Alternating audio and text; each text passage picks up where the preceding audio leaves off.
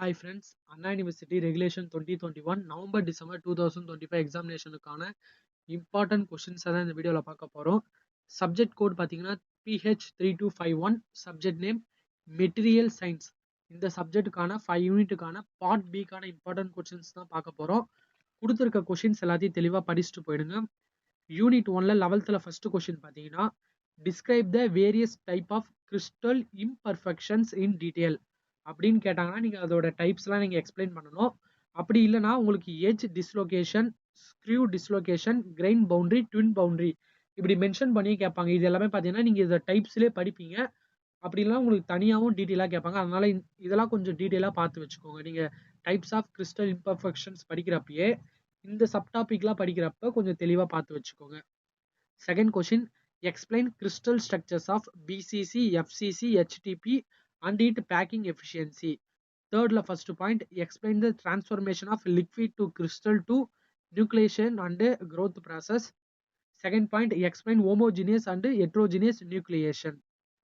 Next, unit 2 கான important questions. 12th first question, explain domain theory of ferromagnetism and discuss the origin and interaction of ferromagnetism. Second question, derive an expression for electrical and thermal conductivity and deduce Weidmann-Franz law. Third question, classification of magnetic material, dia, para, ferro. இந்த மூணு magnetic மெட்டீரியலுக்கான classification பார்த்துக்கோங்க.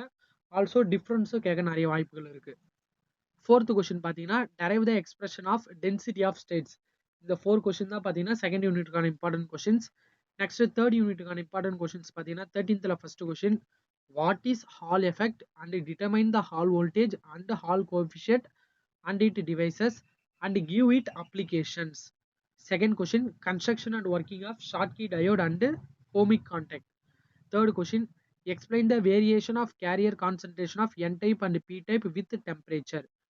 இந்த மூணு question தெளிவாக பார்த்துக்கோங்க.